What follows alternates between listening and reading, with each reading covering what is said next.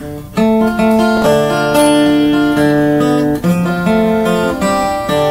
I think maybe a tender, finger-picking ballad, something deep, something from deep within that makes you just cry. Hello, my name is Greg Kihn. Welcome to Wolfgang's Vault. I'd like to do a song that put both of my kids through college and partial grandchildren as well. We had broken up for good just an hour before.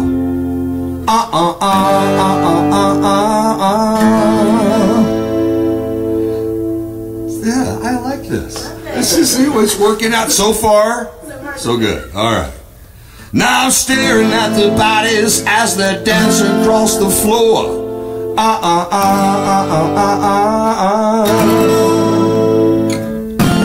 Cause they don't ride my eye anymore. And they haven't since 1984. They just don't ride him like that anymore.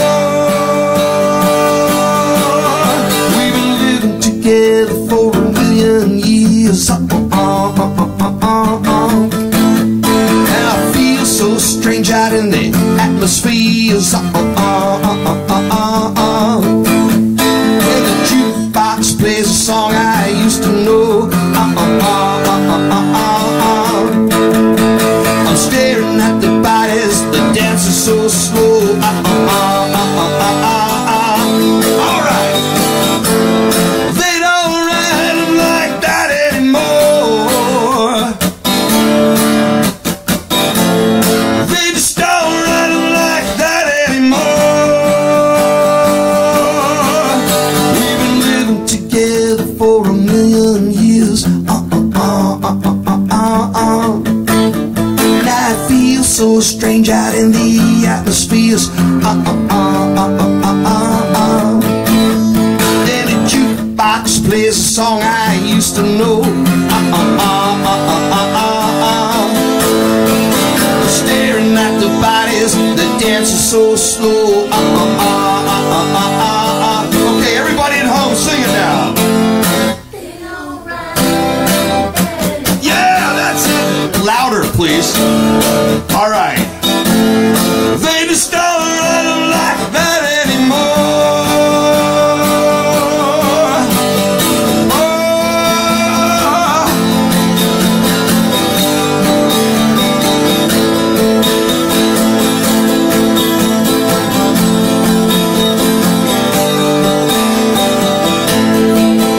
Now I wind up staring at an empty glass. Is it so easy to say you'll forget your past?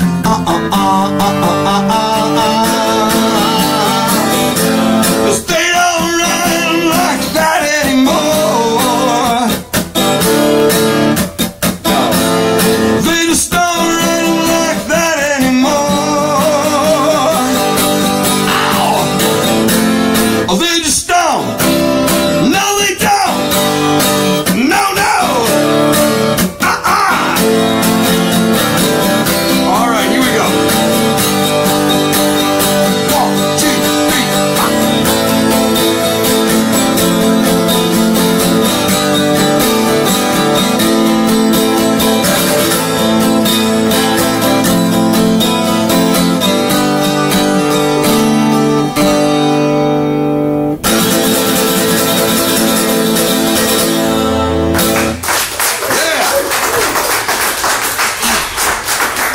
Thank you. All right, I'd like to do a medley of my hit.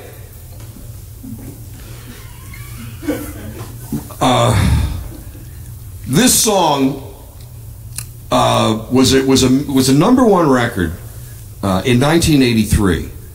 I was only 12 years old at the time, and I don't remember much, but it's become more difficult to sing over the years. So what I thought I'd do here for you guys is just do kind of a different finger-picking arrangement of it. Visualize Jeopardy played by Andre Segovia and sung by Mark Knopfler.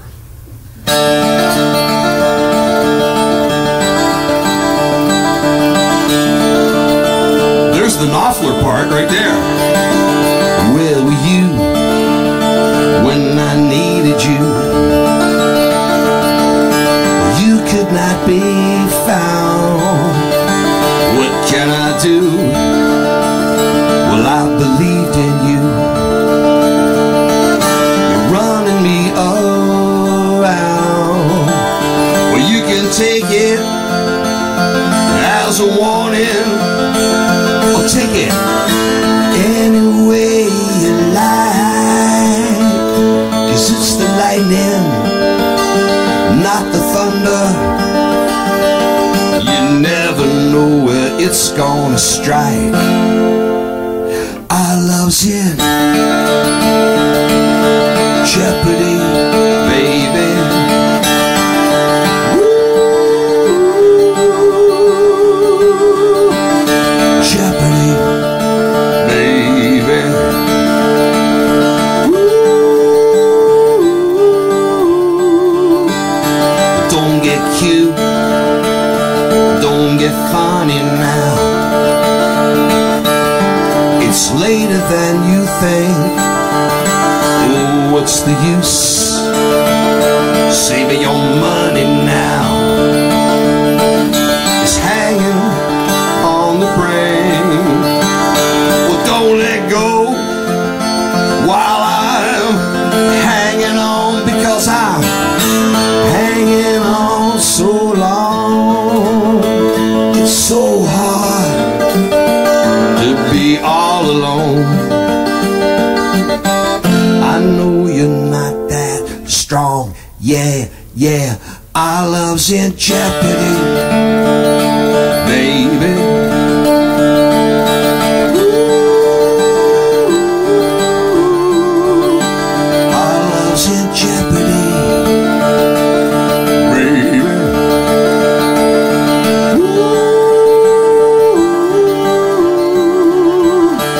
Double jeopardy, baby, baby, baby. Double jeopardy, jeopardy, jeopardy, jeopardy, jeopardy.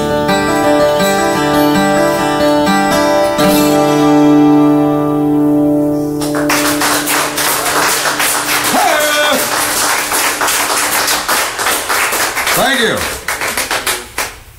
Hey, it's pretty official. Well, welcome to Wolfgang's Vault. My name is Greg Kihn, and I've got a tune to sing for you. God, that sounds corny.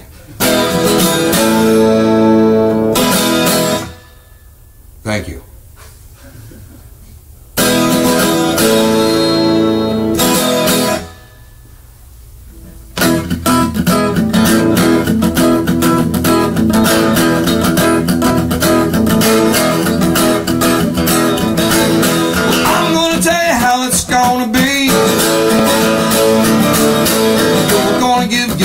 To me, well, I'm gonna love you night and day. You know my love will not fade away. I say you know my love will not fade away. I'm on a bigger than a Cadillac. Yeah, you try to show up, you drive me back. It's got to be real for you to know just how I feel. You said love is real and not fade away, but not love is real and not fade away, or not fade away, or not fade away, or not fade away, or not fade away. All right. Alright, now at this point in the song we could go several different directions. I think we'll stay in the Bo Diddley groove though. Here we go. Say hey, Mona.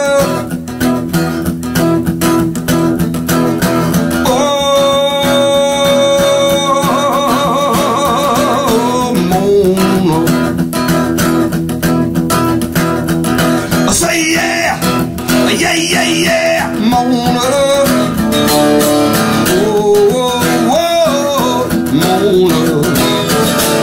I tell you, Mona, what I wanna do. Build a house next door to you. Every morning in the summertime, we could go kissing through the blind. I tell you, baby, my heart's in front. Woo! Listen to my love, thumpity thump. Oh, baby, but that's no lie. Without your love, I'd surely die. I said, hey, hey, Mona. Oh, Mona. I say, yeah, yeah, yeah, yeah, Mona. Oh, Mona. Mona, come on, baby. Mona, all right, Mona. Yeah, yeah, yeah, yeah, yeah, yeah, yeah, yeah, yeah, yeah, yeah, yeah, yeah, yeah, yeah, yeah. Oh. Ooh. I think I pulled a muscle in my back. Oh. Thank you. Hi, this is Brad Town from Wolfgang's Vault, and I am honored to be sitting here with Greg Kihn, a local legend who just played a great set for us here at the Vault. Greg, thanks so much for being here. Well, thank you, Brad. God bless you, sir. So we love to claim you as one of our own here in the Bay Area, but you're originally from Baltimore, right? Baltimore originally, but, you know, I cut my teeth in the Bay Area. Came out here in 71, and, you know, I just became, there was a scene, and I just became part of the scene. You know, the band was put together, I think, about 75, and we played our first gig. First album came out in 76, I believe. And, you know, we'd always been a Bay Area band. You notice how Bay Area bands are regional? You had your Marin bands, like Huey, yep, Sons of Champlin, you Marin, right? You had your East Bay bands, Earthquake, the Greg Kihn Band, you know, Reuben Ooze. Mm-hmm. You had your San Francisco bands. You know, you had your South Bay bands like the Doobies. That's what the great thing about the Bay Area. It's a great scene, man. And I just plugged right in. I didn't even have a band. I was just doing a folky thing, being a singer-songwriter. And the guy, Malcolm, that used to own the Long Branch, said, man, it's a shame you don't have a band, because I need somebody to be the house band here. Eddie Money just kind of graduated. Eddie had been the house band at the Long Branch. He said, you know, Eddie's leaving. You know, if you had a band, I could plug you in. I said, well, I got a band. I got a great band. I didn't. Went out and put a band together in 1 week. That band stayed together for 15 years and made 10 albums and had a whole bunch of hit records. So go figure. Yeah, that's pretty lucky to turn it around that fast. It was, you know, it was all, the great rock and roll is not planned. It just happens. No, I you know, and I learned that to not fight it. Just let it happen. All right, is it time to talk about Bill Graham? We can tell the truth about like. Bill, Certainly. because I loved Bill Graham. Maybe more than most of, you know, I know that, for instance, he was directly involved with Eddie's career. Mm-hmm. So that he couldn't really, Eddie can't be objective. I, on the other hand, a complete outsider, really. And I knew Bill, and we always got along. The first time that I got Bill's respect, it was the first gig we ever played for like our first big gig was at Winterland. And he called me up in the afternoon. He said, hey, Cheap Trick canceled because Robin's got laryngitis. Can you guys be set up and ready to go by 7:30? I said, yes. What door do we go in? You know, what I was there. We go. Well, I didn't even think about who the headliner was as we drove up on the marquee, Black Sabbath. I'm out there with my acoustic 12-string doing songs like, you know, Moonshadow, and people are like giving me the finger, and they're throwing stuff, and they're chanting, and they're lighting candles, and they hated me. They hated me. And I come off the stage, and Bill's standing there, and I go, Bill, come on, man. Why did you put us on with Sabbath? He goes, I just wanted to see what you were made of. And he says, I needed a warm body. You guys were available, and I wanted to see if you could take it. And we took it. And he said, look, you're still standing, aren't you? And ironically, I was. Of course, they threw everything at me. But the beautiful thing was, as the years went by, we became one of Bill's favorites, and we opened hundreds of shows at Winterland. As a matter of fact, remember the end of Winterland, the final day, was a 6-hour concert by the Grateful Dead. Yeah. Incredible show. It's been documented. The video is available, probably through Wolfgang's Vault, if I'm not mistaken. I don't want to talk about that. I want to talk about the night before. The night before Winterland closed, it was the Greg Kihn Band and Tom Petty and the Heartbreakers. Great. Now, that was a great gig. Both bands were prime, and we'd both been veterans of Winterland. So we played there a million times, and the place was sold out. It was just a great show. And everybody's taking souvenirs. People are unscrewing whole, strips of seats, like they were like bleacher seats, right? They were like baseball seats. And they were taking them right out in front of Bill, right under his nose. And Bill was like smiling and waving because he knew that the building had a date with a wrecking ball, and there was no reason to, don't take those seats. So people are getting crazy, and they're taking everything. They're taking doors. So I'm in the dressing room. And this is, okay, flashback to why Bill Graham liked Greg to begin with. Because one time, after a gig, my mother always told me when she was alive, God bless her soul, always thank Bill Graham. At the end of every gig, if he throws you a bone, you go and say, thanks for the gig, Bill. So I go and I'm going looking for him to thank him. And he's talking to one of the Barsodis. So he's talking, and I come up on Bill, and he's got a white thing right here, like a little white thingy. And I walk up, and I go, and he's talking to Barsodi, and he looks over and goes, hey, Greg. I walk up, and I go, hey, Bill, white thing, right there, right, white thing. He goes, he looks at Barsodi, he goes, I've been talking to you for 10 fucking minutes. You don't tell me I got a white thing? This punk walks up, first thing out of his mouth, you got a white thing? You're fired! It was a great sign. I kind of backed away. I didn't know what to say. I just kind of walked into it. Of course, he rehired him the next day. Bill was famous for that.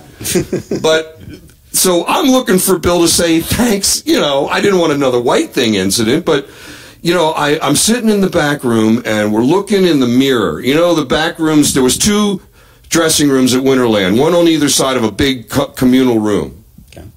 And everybody and his brother had primped in this mirror. I'm looking in the mirror. Me and Steve were smoking a joint. We're looking in the mirror. And he's going, I see Janis. Janis looked in this mirror. Jimi Hendrix primped in this mirror. Jim Morrison shaved in this mirror. This mirror is magic. We have to steal it. So I get my roadies out. We get a couple of Phillips head. And it was a door-sized mirror. It was big. Right. And we took a long time and scraped it and unscrewed it and gently removed the mirror. And I'm thinking, man, this mirror is Hall of Fame. This is going to go in my house, and I'm going to have Winterland mirror. I'm going to have Bill sign the bottom of the mirror. This mirror is gold. The Stones primped. Brian Jones primped in this mirror. I mean, this mirror is it. So we're trying. There was an underground parking garage, and I had an Alfa Romeo. You can see the end of this story. And me and a couple of guys gently carried it down and put it in the Alfa, took the top down, so it's sticking out like a door. And of course, I get in there, and I was living over here on. I was living over by Cow Hollow on Laguna Street. And in the middle of the night, I'm driving, I go about 1 block, and the whole thing shatters into a million pieces. And I was pulling shards of that mirror out of my Alfa Romeo for 10 years. They say if you broke a mirror, you get 7 years bad luck. I'm telling you. 3 divorces, come on, a couple of bankruptcies. They ripped me a new one. It was because of that freaking mirror, man. If I had just not taken the mirror, I think, Janis and Jimmy, they wanted to stay. in the mirror. But I broke the mirror and released him out to the world, and karmically I had to pay the price. And that's why Bill Graham liked me. Wow. Well, any other questions, Brad? I don't really know how to follow that up, honestly. I got to tell you, the beautiful thing about Wolfgang's Vault is so much history here. And you know what? As rock and roll grows up, you've seen what's on television. You've seen Lady Gaga. This stuff has to be maintained like the pyramids. You know, this is like the pyramids, man. You've got to maintain this historical stuff. And by the way, I want all the Greg Kihn posters you got here. We'll put them in the back of the Alpha with right under the mirror. Hey. Well, so we've kind of covered a bit of the music history, but now you also at a certain point transitioned into DJing locally here. So kind of how did that transition happen? Well, Larry Sharp hired me I was filling in for somebody doing 7 to midnight at a little mom and pop station called K-Fox in San Jose. Sure. Larry Sharp was the program director. Well, he hired me, and then the station had started getting bought by different people, and every time they sold it, it got to a bigger, and finally, after a year doing 7 to midnight, they offered me the morning show. This was in 1993 or 4. And I've been doing the morning show for the last, 17 years or 16 years or something? It's ridiculous. I get up at 4 in the morning for that long. I used to go to bed at 4. I get up then, but I got into the idea that kind of like the vaults here, it was part of history. Sure. And it was a legacy, 20 years of rock and roll. And finally now, the whole thing has come full circle because the little station, the little mom and pop station that I signed up for was purchased by Clear Channel and then recently purchased by Entercom. And Entercom they've moved us up here into San Francisco. I'm in these palatial penthouse studios. It's the big leagues. And I had just, and like everything else in rock and roll, it wasn't planned. It just happened. So it's a wonderful opportunity for me to kind of come home to San Francisco after spending 14 years in the South Bay. And, my career, I've always been blessed with this creative bug. I write novels. I got a screenplay. We're going to make a movie next year. You were out for that movie coming out next year. I've written a couple of novels. I do the morning show on K-Fox and probably will continue to do that for years to come. I just feel like my ship came in. I wasn't looking. He wasn't scheduled to come in. It just came in. And now I get up in the morning and half of me is cursing the world because I get up at 3:45. And the other half of me is saying, God bless you. This is a great job. People would die to have your life. What a great life. I recently became a grandfather. Oh, me, Greg Kihn, a grandfather. I know that's shocking. And it really gives you a feeling of continuity. And here I am now with K-Fox moving into the big leagues and coming up to San Francisco. So now we're on two frequencies. We're 98.5 in San Jose, and we're now simulcasting on 102.1 in San Francisco, which really covers us all the way from Santa Rosa to Santa Cruz. It's a huge amount of people. And to be able to address them every morning and to go to work with them. So, I feel like I know these people and they know me. Half of them I probably owe money to, and the other half saw me at a gig somewhere. Yeah, right. The number one thing when guys come up to me, or anybody comes up to me, they always come up and they say, April 12th, 1979. I saw you, man. You were great. They always got dates. People come running, oh, God, New Year's Eve, 1983, dude. Cow Palace, loved you. Oh, there's a good story. Bill Graham built this Flying V gondola guitar that I was going to get in. It was big. It was as big as these couches. And it was on a cable, and I was at the Cow Palace. He took me all the way to the top of the Cow Palace on the catwalk, and I'm afraid of heights. I went up there, and I said, Bill, I can't do it. I can't do it. He says, you're doing it. He just grabbed me by the hand, dragged me out there, put me in the guitar, and I'm like white knuckles. The guitar was very small, and it was swinging, and I'm on a cable at the top of the Cow Palace, and he goes, bye! Wow! And the guitar slides down the cable. At a given moment, I think about 15 seconds before midnight, suddenly the spotlight hits me. Balloons are falling, and hey, here comes Greg down the cable. And just as I hit the stage, right at midnight, boom! All the balloons come down, the confetti goes off.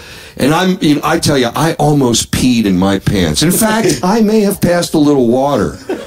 Going down that cable, yeah, I can imagine. And I was high, man. This was 83. I'm sorry. I mean, I'm not condoning the use of these substances, but back in the 80s, we were known. And Bill Graham just put me in that cable and shot me down there. It was unbelievable. Oh, wow. I got a million Bill Graham stories, but I better stop. While my stock still has some value here. Yeah, we could listen to these all day, but thank you so much for being here. It's really been a pleasure and an honor. I mean, thank you so much. Thank you, Brad. All right. And thank you all. And thanks to Wolfgang's Vault for making all this possible.